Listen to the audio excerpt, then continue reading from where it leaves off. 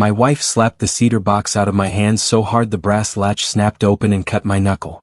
It hit the white tablecloth, skidded through the middle of our Father's Day brunch, and stopped beside the crystal bowl Marianne only used when people were watching.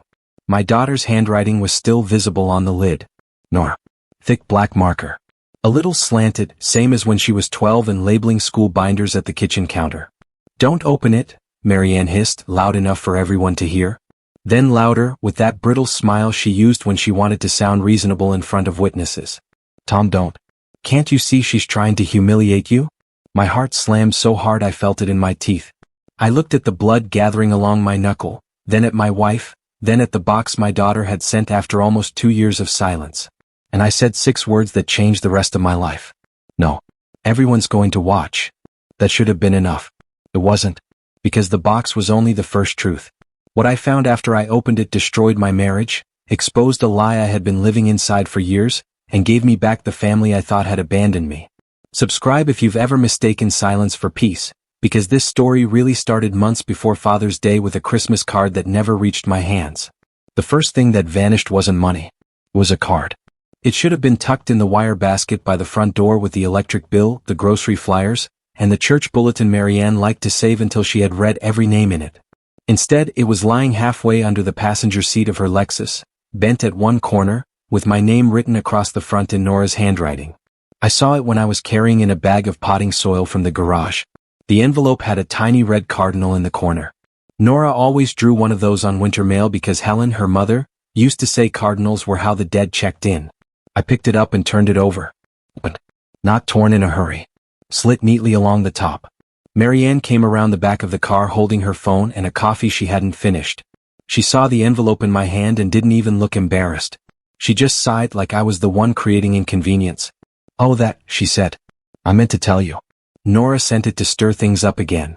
I remember the smell of wet soil, cold leather seats, Marianne's perfume, something sharp and powdery that always reminded me of department store counters. I remember my thumb rubbing the edge of the flap and feeling the clean line where it had been opened with something flat. A knife. A letter opener. Maybe the side of a ruler. "You opened my mail?" It was obviously from her. That answer landed harder than if she'd shouted. I asked where the card was. She looked straight at me and said, "I threw it away. It was ugly." Ugly. Like my daughter's words were trash she had the right to sort. I wish I could tell you I understood everything right then. I didn't. People like Marianne survive because they are rarely cruel in a way that sounds cruel when repeated back out loud. They wrap everything in order. In concern. In what's best. She touched my arm and lowered her voice. "Tom, every holiday with Nora becomes drama. She blames me for everything because I'm the one who actually lives here. I'm protecting your peace." Your peace. I had spent most of my adult life building things with my hands. 28 years teaching shop at Roosevelt High. Before that, helping my father in his cabinet business. I trusted what I could measure. Wood grain. Angles. Weight. The fit of a drawer. If something warped, you could usually see where the pressure had been. People were harder. Especially after grief. Helen had been dead 4 years when I married Marianne. Pancreatic cancer. 8 months from diagnosis to funeral. 40 years old in our wedding album, 61 in the picture we used at the service, thinner than she should have been, still smiling because she smiled for other people right to the end. Nora and I got through that year like survivors crossing ice on our knees. Quietly. Carefully. She called every morning on my drive to work. She brought freezer meals I never wanted until I smelled them heating in the oven. I drove to her apartment and fixed a leaking sink at midnight because grief made sleep impossible and using a wrench felt better than sitting still. We were close. Not perfect. Close.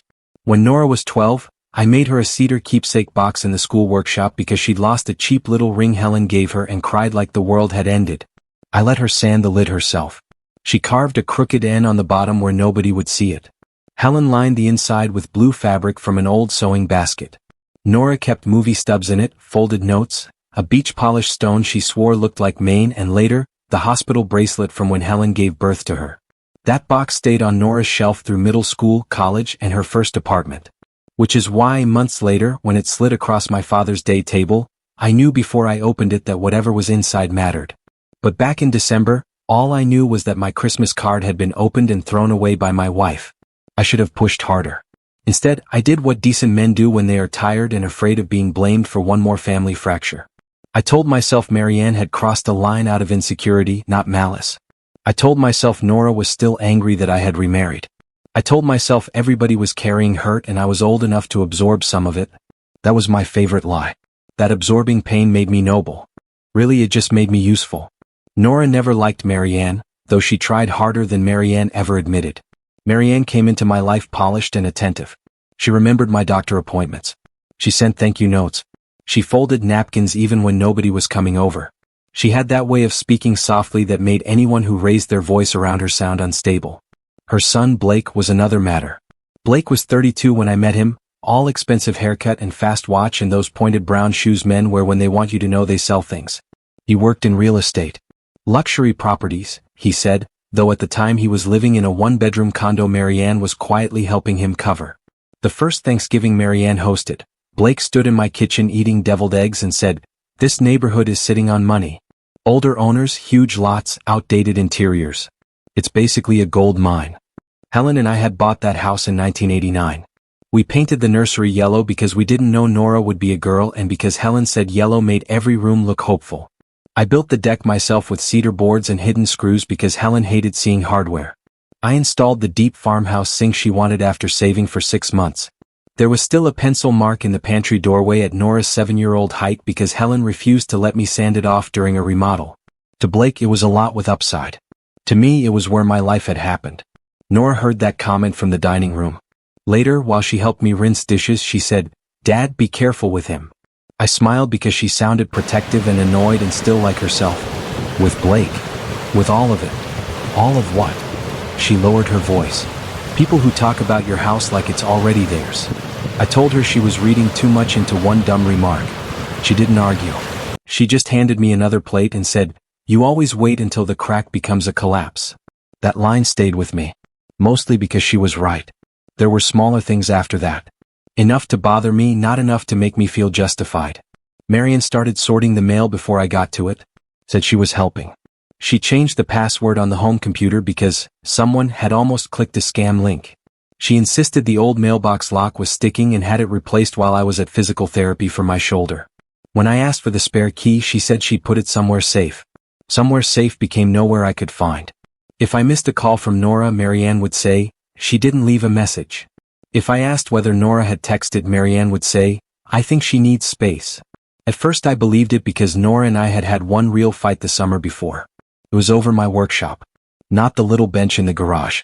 The actual detached workshop behind the house. 400 square feet, pegboard walls, old Delta table saw, clamp rack, window unit that rattled every August. I had spent half my life in that room. It was where I made Nora's bookshelf for 3rd grade and Helen's rolling kitchen island and the oak cradle we never got to use because Nora was our only child and the second pregnancy didn't hold. Blake got into trouble on a development deal. He called it a temporary liquidity issue, which is rich people language for I spent money I didn't have and now the bill is standing at the door. Marianne cried in our bedroom and said if Blake went under, it would follow him for years. "You know how hard it is for young professionals now," she said, as if he worked double shifts in a trauma ward instead of chasing commissions and loafers that cost more than my first car payment. I dipped into savings first. Then a CD Helen and I had kept for emergencies.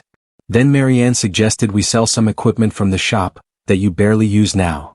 Nora found out because she came by one Saturday and saw a stranger loading my planer into a pickup. She stood in the doorway of the workshop, staring at the empty patch on the floor and said, "You sold your tools for Blake?" "Some of them." "Why?" "Because family helps family." I can still see the way her mouth tightened. Not childish. Not dramatic. Hurt in a mature way, which is worse because it means the person has expected better from you and adjusted downward. "And when has Blake helped you?" "That isn't the point." "No," she said. "The point is you're always the bridge everybody walks across." We argued. Quietly because Marianne was in the house and I was already embarrassed. Nora said Marianne used guilt like a crowbar. I said she didn't know what marriage looked like from the inside. She said, "I know what taking looks like." That was the last normal conversation we had for a long time. After that, everything got harder to read. Nora stopped coming by as often. Marianne said, "She resents that you have a life." Blake kept floating in and out with folders, wine, appraisals, stories about buyers. Marianne redecorated the front room and moved 3 photos of Helen and Nora from the mantel to the upstairs hallway, to simplify. I put them back once. They disappeared again a week later. Then Nora missed my birthday dinner. That hurt more than I let myself admit. Marianne had set the table with the good plates and ordered a lemon cake because Helen used to make me lemon cake from scratch and Marianne liked borrowing dead women's details when it made her look thoughtful. Nora texted apparently, but I didn't see it until much later because Marianne had put my phone on charge in the bedroom. All I heard at dinner was Blake say, "Kids get busy," and Marianne squeezed my wrist under the table hard enough to make the point for him. "Don't ruin the evening." The next morning my phone showed no message from Nora. Just empty space where one should have been. That was when something in me shifted, though I didn't yet know toward what. Because absence has a texture when it isn't natural. Feels arranged. Like a room after somebody has removed one chair and left the dents in the rug behind. I started noticing things I had told myself not to notice. The landline would ring once, then stop. Marianne began taking her calls on the back deck, speaking in that low, careful voice people use when the truth might travel through walls. One evening in March, I came in from rolling the trash cans up and heard her in the pantry whispering, "Just keep her away until he signs." I stepped into the kitchen. She ended the call so quickly the screen lit her face blue for half a second. "Who was that?" I asked. She didn't miss a beat. "The caterer." "For what?" "Blake's networking event." I wanted to ask why a caterer needed to keep someone away until I signed something. Instead, I asked whether there was pie left. That embarrassed me for weeks.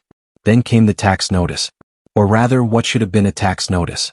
Our county sends property assessment envelopes every spring in thick off-white paper with a blue bar across the top. I had seen one in the mail preview Nora set up for me years earlier. 3 days later, it never appeared in the basket. When I asked Marianne, she said, "I handled it." "What do you mean, handled it?" "It was just paperwork, Tom." "Paperwork for what?" She smiled that tired smile she used when she wanted me to feel old.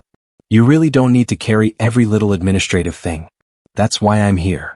That line bothered me enough that I drove to the county office myself the next morning.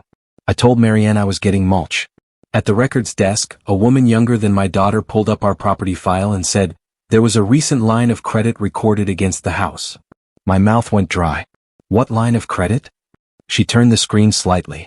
There it was. Our address. A home equity line filed 6 weeks earlier. I stared at the amount and honestly felt my hearing narrow, like the room had been wrapped in insulation. "That can't be right," I said. "I didn't do that." She pointed at the digital signature authorization on file. It had my name. My name. Not my handwriting. Not even close.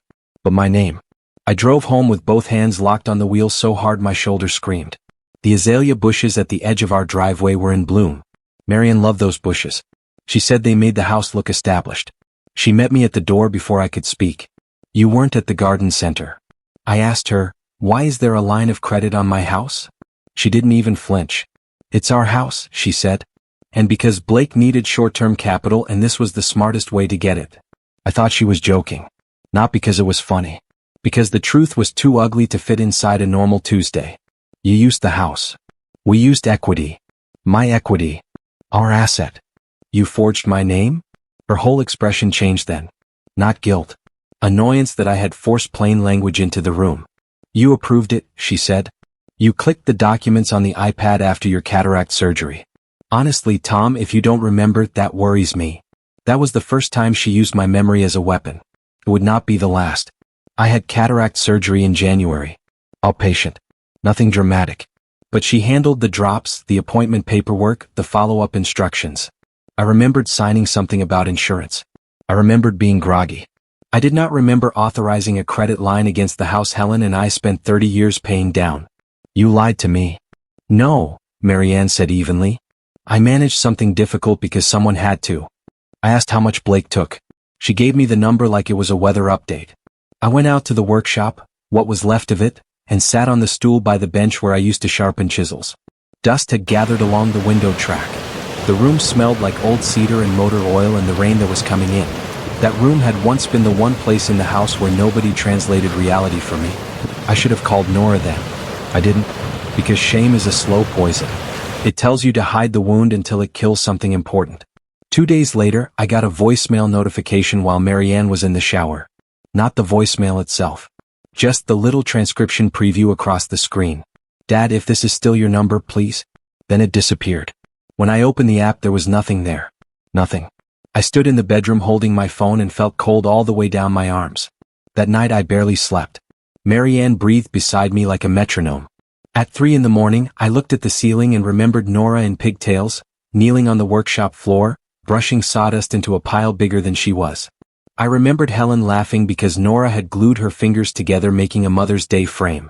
I remembered the exact weight of my daughter's head on my shoulder at the funeral home, when she was 30 and suddenly looked 6. Then I remembered the open Christmas card under the Lexus seat. A week later, Father's Day arrived.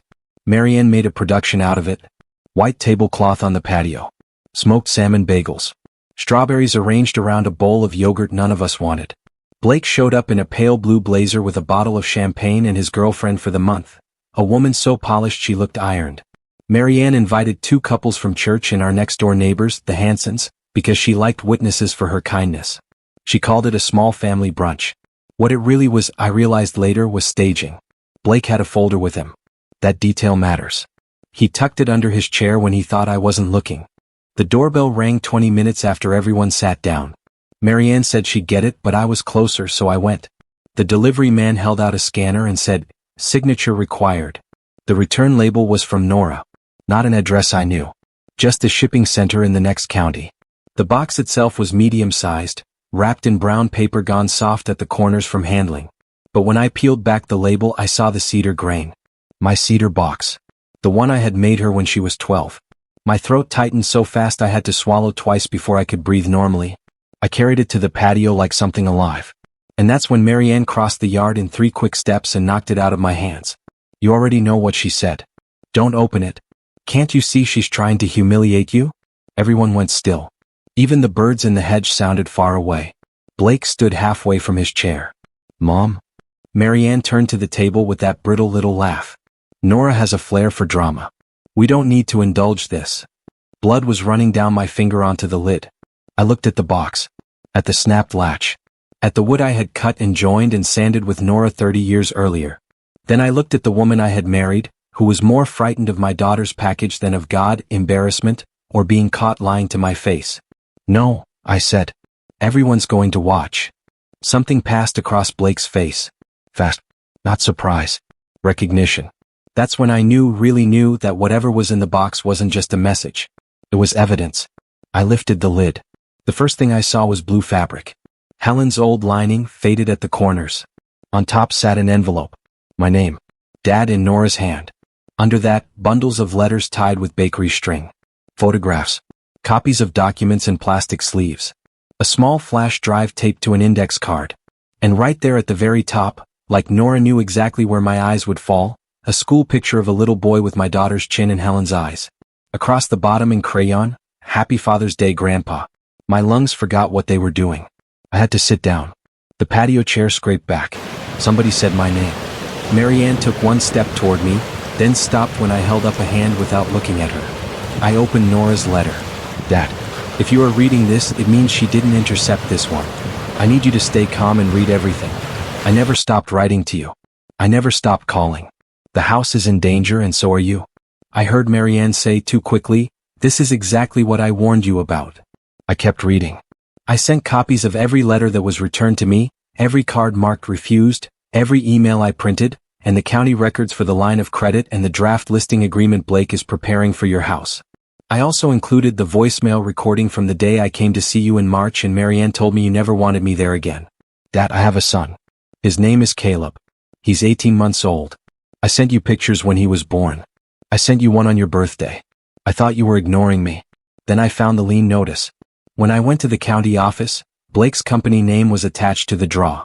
Please call me from a phone she cannot access. Please don't sign anything. Please don't let them make you feel confused. I know you. You are not confused. You are being managed." My hands were shaking so badly the paper made a dry clicking sound. 18 months. I had a grandson for 18 months and I had never held him. Because I thought my daughter had cut me out. Because my wife had let me believe that. No, worse. Because she had built that belief carefully, one missing message at a time. I took out the photographs next. Newborn in a knit cap. Caleb in a high chair with yogurt all over his face. Caleb sitting in a pumpkin patch. Nora beside him, thinner than I remembered, tired around the eyes in that way new parents get, still smiling for the camera like Helen used to. There was one picture of Nora standing in front of a small rental house with peeling green trim, holding Caleb on her hip and looking straight into the lens with the expression of someone who wants to be found. Then the documents. Home equity line. Draw schedule. Wire transfer into an LLC tied to Blake. A draft listing agreement for my house dated 3 days after Father's Day. And one more paper that turned my stomach over. A brochure for an executive senior living community, folded open to the page about memory support. Marianne started speaking in the tone she used for church luncheons. Calm. Controlled. Designed for the room, not the truth. Tom, please don't do this to yourself in front of everyone. Nora is unstable. She's always been dramatic and now she's using a child to manipulate you. That was the wrong thing to say. Not because it was cruel. Because it was polished. Too smooth. Too ready. I looked up slowly. You told me Nora stopped writing. She did stop behaving like a daughter. You opened my mail. I protected this household. You told her I didn't want to see her? She was upsetting you. Blake stood then, hands out, salesman voice fully engaged. Tom, let's take a beat. The credit line was temporary. The listing agreement was exploratory. Mom has carried all the mental load here. You know that. Mental load. I almost laughed. I had paid that mortgage for decades. I had sold my tools to cover his mess. I had swallowed my own hurt every holiday while he drank sparkling water on my deck and called my home an opportunity.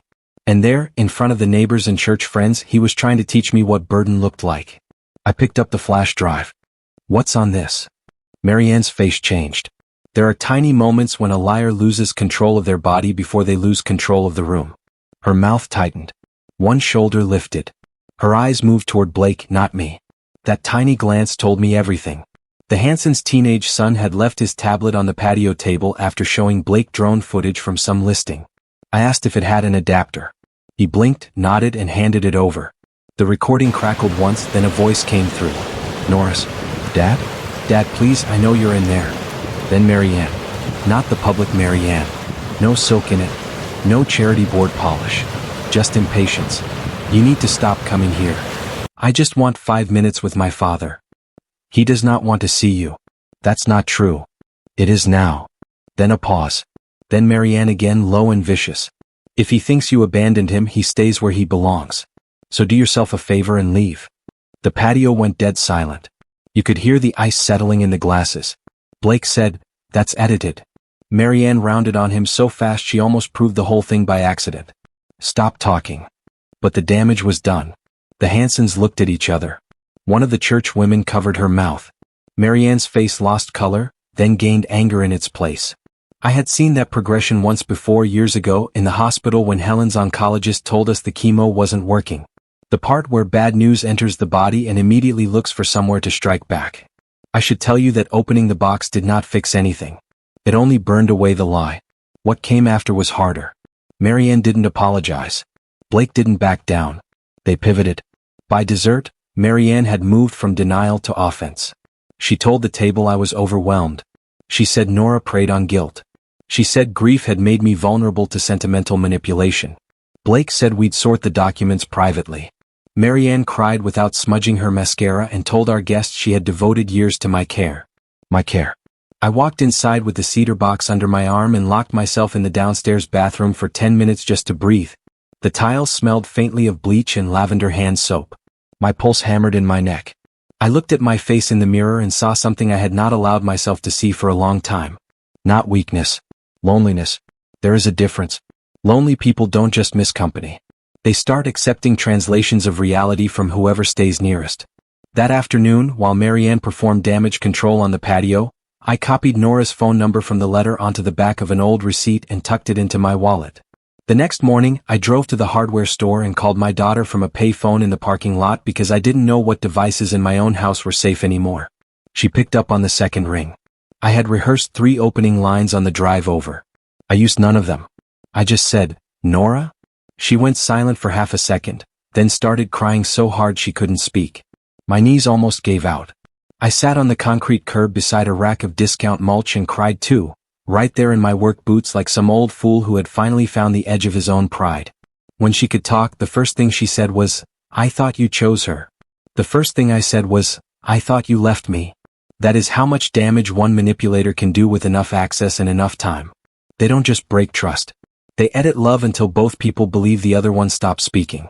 Nora filled in the missing years over coffee that afternoon at a diner off Route 8. She had met a paramedic named Luis, gotten married at the courthouse when money was tight, and mailed me pictures Marianne told her I must have seen. When she got pregnant, she sent an ultrasound tucked inside a Father's Day card. No response. When Caleb was born early and spent a week in the NICU, she called the house 4 times. Marianne answered once and said I was asleep. After that, every call vanished into silence. Nora kept writing anyway. Birthday cards. Christmas cards. A long letter the day she sold her engagement ring to cover a car repair because she was too proud to ask me for money. A shorter one after Luis left when Caleb was 6 months old. A raw, angry one after she found out from a mutual acquaintance that Blake had used my workshop equipment in a staging warehouse after I was told it had all been sold. She showed me a photo on her phone of one returned envelope stamped refused in red. My stomach turned because the handwriting beside the stamp was Marianne's. Nora had gone to the house in March after seeing the county filing on my property. She worked part-time in a law office that handled probate and title disputes. Public records crossed her desk every day. When my address showed up with a credit line and a pending listing tied to Blake's network, she drove over during lunch. That recording in the box came from her phone in her coat pocket. "Why didn't you call the police?" I asked. She looked at me with the saddest little smile. "And tell them what? That my father's wife was isolating him and using his name? I needed proof. And I needed you to see it yourself." Then she reached into her bag and pulled out one more item she hadn't mailed. A printed email. From Marianne to Blake. Subject line, timing. If he gets sentimental around Father's Day, use the retirement community angle again. Guilt works better when it sounds like concern. Once the listing is signed, Nora can scream into the wind. I read it twice. Then a third time. That was the real midpoint of my life with Marianne. Not when I saw the forged line of credit. Not when I heard the recording. But when I saw my emotions discussed like sales leverage between my wife and her son. Sentimental around Father's Day. As if my daughter were a weather pattern and my memory of my first family was a loophole to be managed. That was the moment passivity ended. I called an attorney that same day. Meera Patel. Sharp eyes, no nonsense. Office above a pharmacy that smelled like printer toner and old carpet. Nora had asked around and found her through another lawyer.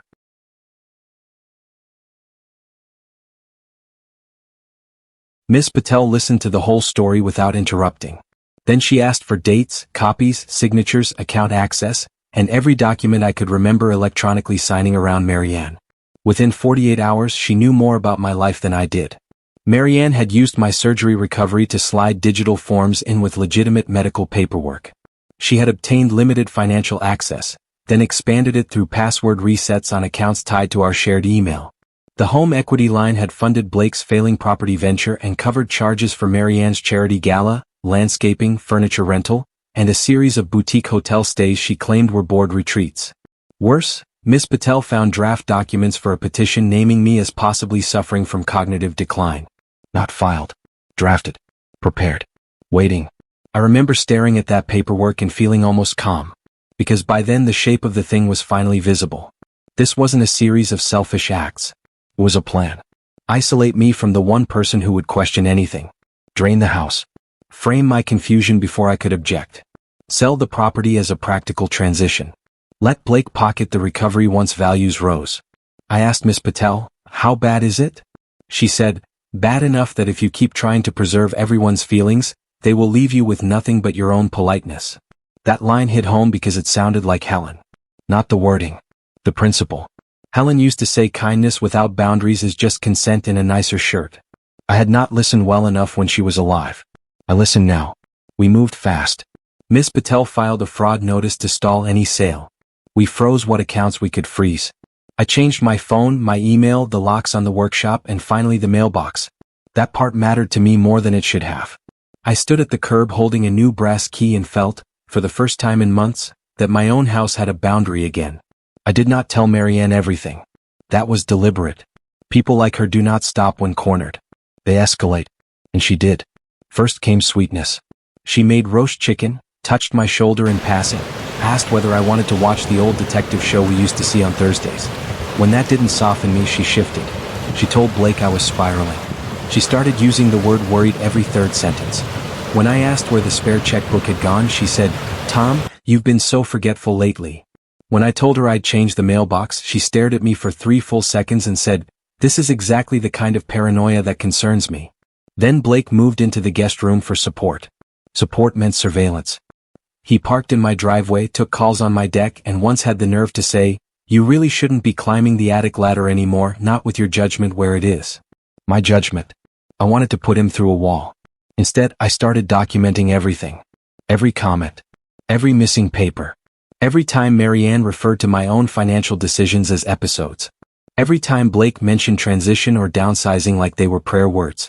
And then Marianne made one final mistake. She insisted on keeping the annual Summer Light fundraiser at our house.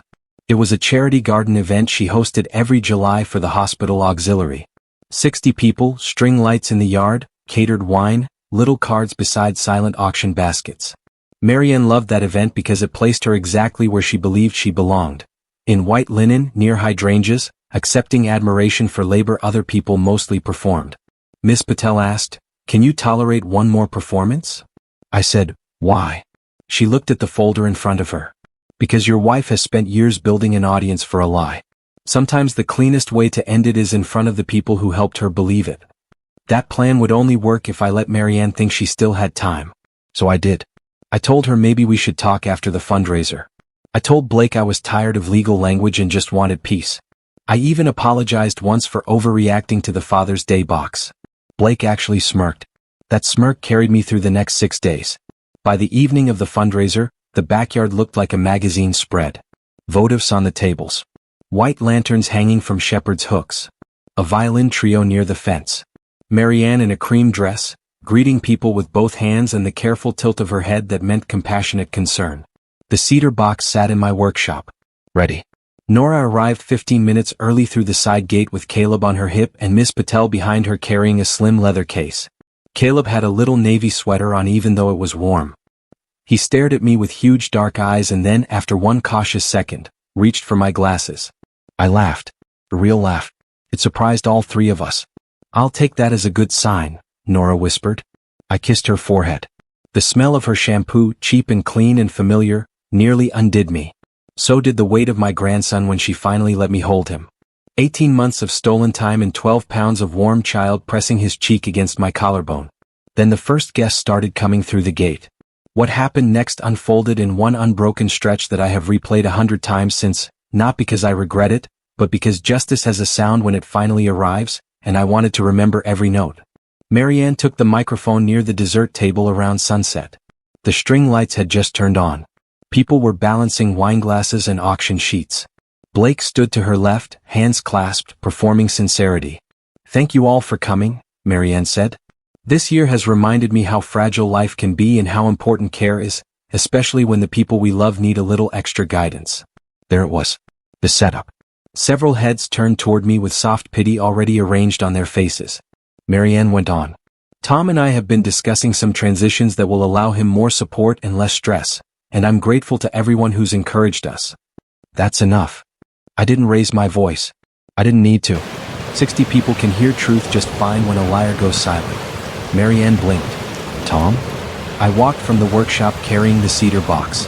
Even from across the yard, I saw the color drain from Blake's face. I set the box on the table beside the microphone. "This," I said, "is the reason my daughter lost 2 years with me, and the reason my grandson met me 15 minutes ago." A ripple went through the crowd. Marianne's jaw tightened so hard I saw the muscle jump. "Tom, please," she said softly for the room. "Not like this." I opened the lid. I held up the first bundle of returned letters, all with red postal stamps and my name in Nora's hand. "These were sent to me," I said. They were opened, hidden, or sent back. I laid them on the white tablecloth one by one. Then the photos of Caleb. Then the county records. Then the draft listing agreement. Then the email printout. Each item made its own small sound against the table. Paper can be louder than shouting when the right people are listening. Blake stepped forward. "This is private family business." "No," I said. "It became public the day you used my house as collateral." That landed. You could feel the yard tilt. Marianne moved toward me with the expression she saved for waiters and committee members who had become inconvenient. "You are confused." And that was when Nora came out from behind the hydrangeas holding Caleb's hand. Not dramatic. Just devastating. A few people gasped. One of Marianne's bored friends whispered, "Oh my God." Nora didn't look at anyone but me. Then she faced Marianne and said, "You told me he didn't want me anymore."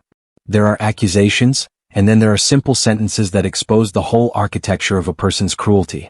That was one of them. Marianne straightened. "I told you what was best for him." Nora laughed once, sharp and disbelieving. "Best for him? You stole pictures of his grandson." Blake tried to cut in. "Nora, you're making insane claims based on half information and an emotional." Miss Patel stepped forward then, opened her case and handed Blake a packet. "This is a filed fraud complaint, a notice freezing any transfer activity on the property, and a demand for full accounting of all funds drawn against the equity line," she said. "We've also preserved electronic records related to the forged authorization." Blake stopped talking. Actually stopped. That was one of my favorite parts. Marianne looked from the packet to me. For the first time all evening she forgot the audience and spoke in her real voice. "You brought a lawyer to my event?" I said, "You brought a realtor to my marriage." A low sound moved through the guests. Not laughter.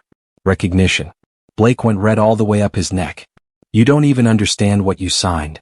"You're right," I said. "Because your mother mixed it with my medical paperwork while I was recovering from surgery."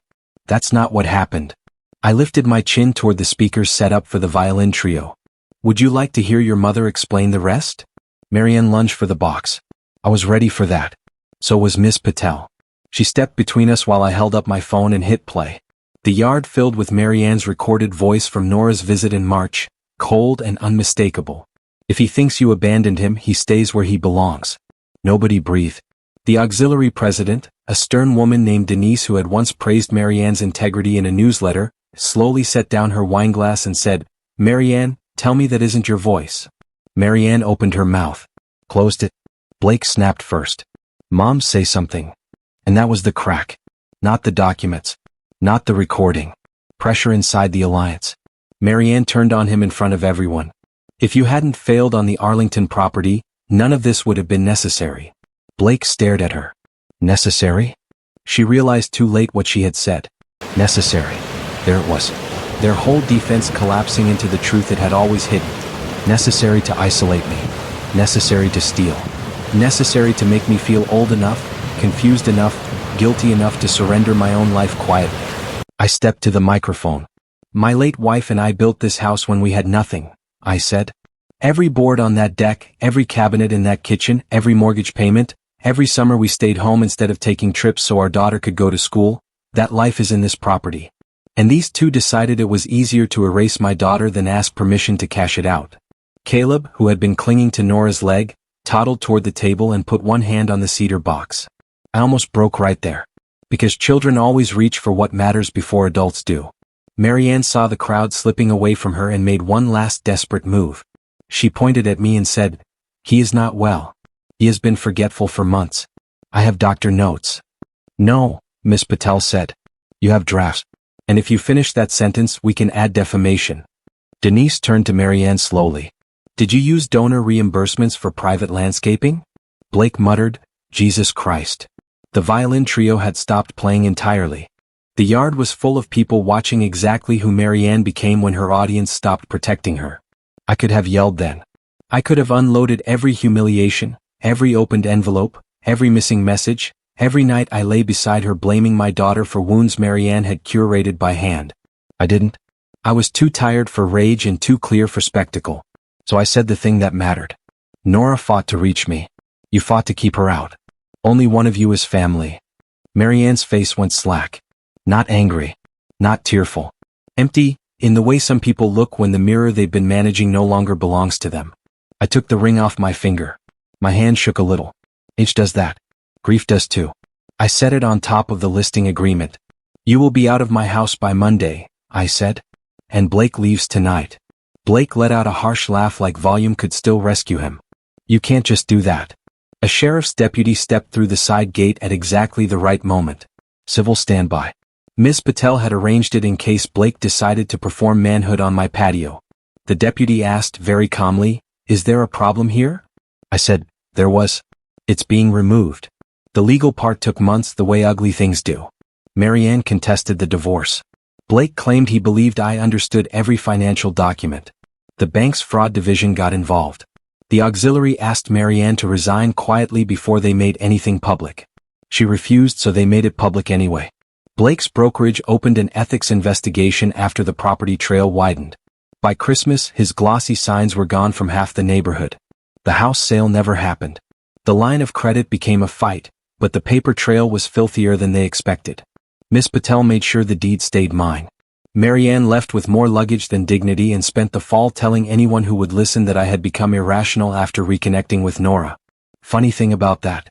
Once people hear your real voice on a recording, they stop trusting your edited one in person. The workshop took longer.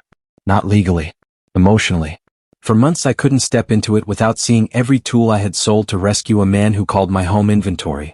Then one Saturday Nora showed up in jeans and an old college sweatshirt, set Caleb on a blanket in the corner, and handed me a small box. Inside were 3 used chisels, a square, and a block plane she had found at an estate sale. Thought we could start with 1 shelf, she said. So we did. It was a crooked shelf. Caleb kept trying to steal the pencil. We laughed more than we worked.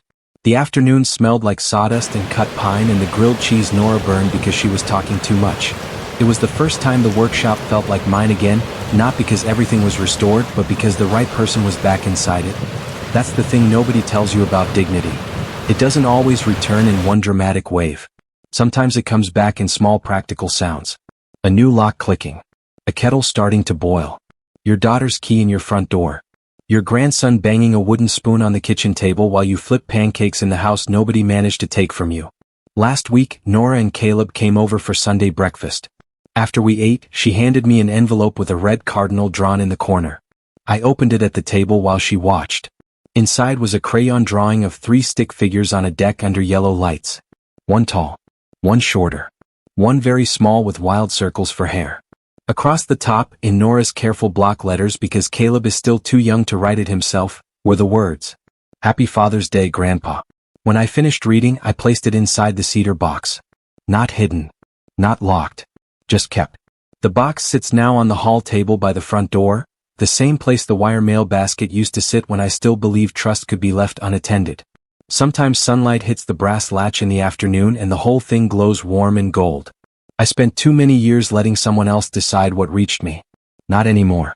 Now the mail comes through my own door with my own key, and the people who love me don't have to shout to be heard.